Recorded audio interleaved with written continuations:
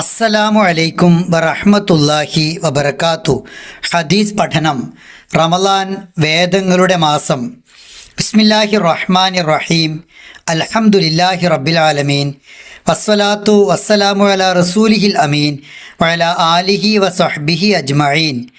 അൻ വാസില ബിൻ അസ്ഖർ റളിയല്ലാഹു അൻഹു ഖാല ഖാല റസൂലുള്ളാഹി സ്വല്ലല്ലാഹു അലൈഹി വസല്ലം ഉൻസിലത് സുഹ്ഫു ഇബ്രാഹിം അവ്വല ലൈലത്തി മിൻ റമളാൻ വഉൻസിലത്തി തൗറാത്തു ലിസിത്തിൻ മിൻ റമളാൻ വഉൻസിലത്തിൽ ഇൻജീലു ലിസലാസഅശർ ലൈല ഖലത് മിൻ റമളാൻ വഉൻസില സബൂർ ലിസമാൻ അശറ ഖലത് മിൻ റമളാൻ വഉൻസിലൽ ഖുർആൻ ലിഅർബഅ വഇശ്രീൻ ഖലത് മിൻ റമളാൻ. ഇമാം അഹ്മദ് റഹിമഹുല്ലയും ഇമാം ബൈഹഖി റഹിമഹുല്ലയും ഇമാം തൊബ്രാനി റഹിമഹുല്ലയും വാസില റളിയല്ലാഹു അൻഹുവിൽ നിന്നും റിപ്പോർട്ട് ചെയ്യുന്ന ഷെയ്ഖ് നാസറുദ്ദീൻ അൽബാനി റഹിമഹുല്ല ഹസൻ എന്ന് രേഖപ്പെടുത്തിയ ഹദീസ്. റസൂലുള്ളാഹി സ്വല്ലല്ലാഹു അലൈഹി വസല്ലം പറഞ്ഞു, റമളാനിലെ ആദ്യ രാത്രിയിലാണ് ഇബ്രാഹിം അലൈഹിസ്സലാമിനെ അവതരിച്ച ഗ്രന്ഥമായ സുഹുഫ് ഇബ്രാഹിം ഇറങ്ങിയത്.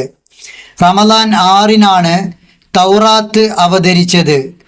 റമളാൻ 13 കഴിഞ്ഞാണ് ഇൻജീൽ അവതരിച്ചത്. സബൂർ അവതരിച്ചത് റമളാൻ 18 കഴിഞ്ഞാണ്. വിശുദ്ധ ഖുർആൻ അവതരിച്ചത് റമളാൻ 24 കഴിഞ്ഞാണ്.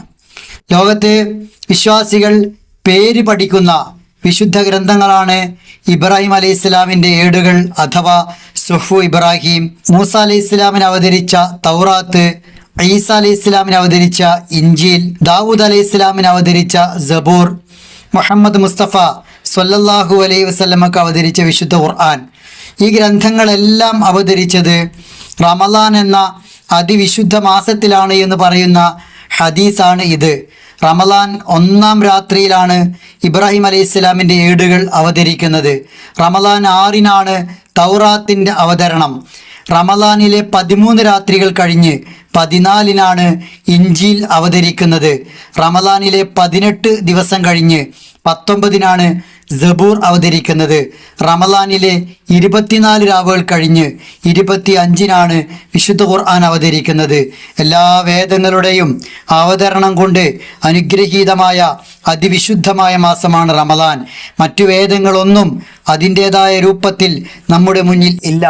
അവ ഉണ്ടായിരുന്നു എന്നും അവ അള്ളാഹുവിൻ്റെ ഗ്രന്ഥങ്ങളായിരുന്നു എന്നും നാം വിശ്വസിക്കണം. പക്ഷേ പിന്തുടരേണ്ടത് വള്ളിപുള്ളി വ്യത്യാസമില്ലാതെ മാറ്റത്തിരുത്തലുകളില്ലാതെ ഇന്നും നിലനിൽക്കുന്ന വിശുദ്ധ ഖുർആനെയാണ്. മറ്റെല്ലാ വേദങ്ങളുടെയും അന്തസത്തയും സാരാംശവും ഈ വിശുദ്ധ ഖുർആനിലുണ്ട്.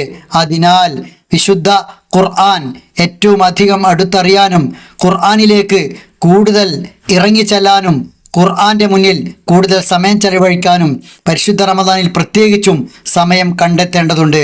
വിശുദ്ധ ഖുർആൻ അവതരിച്ച് 15 വർഷം ആയിട്ടാണ് റമളാൻ മാസത്തിൽ നോമ്പ് നിർബന്ധമാക്കുന്നത്. അള്ളാഹുവിൻ്റെ പ്രവാചകൻ റസൂൽ കരീം സല്ലല്ലാഹു അലൈഹി വസല്ലമയുടെ 40-ാം വയസ്സിലാണ് ഖുർആൻ അവതരിക്കുന്നത്. റസൂൽ കരീം സല്ലല്ലാഹു അലൈഹി വസല്ലമയുടെ 55-ാമത്തെ വയസ്സിലാണ് റമളാനിൽ നോമ്പ് നിർബന്ധമാക്കുന്നത്. അതാവട്ടെ വിശുദ്ധ ഖുർആൻ അവതരിച്ചത് കൊണ്ടാണ് താനും. അഥവാ റമളാൻ ഖുർആന്റെ മാസം മാത്രമായിരുന്നു 15 വർഷങ്ങൾ. ശേഷമാണ് അതിൽ നോമ്പ് നിർബന്ധമാക്കിയത്. നോമ്പ് അല്ല, ഖുർആനാണ് റമളാനെ സംബന്ധിച്ചിടത്തോളം ഒന്നാമത്തെ സവിശേഷത. രണ്ടാമതാണ് നോമ്പ് വരുന്നത്. റമളാൻ മാസത്തിൽ ഏറ്റവും അധികം പരിഗണിക്കേണ്ടത് നോമ്പിൻ്റെ പകലുകളിലും രാത്രികളിലും വിശുദ്ധ ഖുർആനെയാണ്. ഏറ്റവും അടുക്കേണ്ടത് അതിലേക്കാണ്.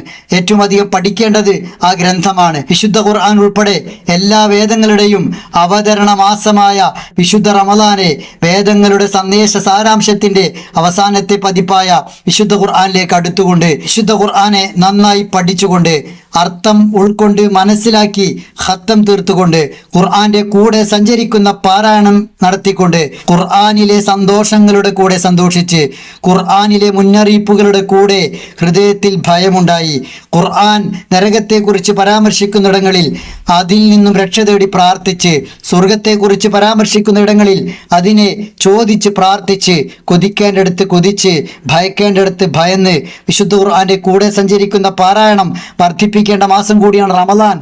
അങ്ങനെ ഖുർആൻ അനുകൂലമായി സാക്ഷി പറയുന്ന വിശ്വാസികളിൽ നമുക്ക് ഉൾപ്പെടാൻ കഴിയണം. അല്ലാഹു സുബ്ഹാനഹു വ തആല അനുഗ്രഹിക്കുമാറാവട്ടെ.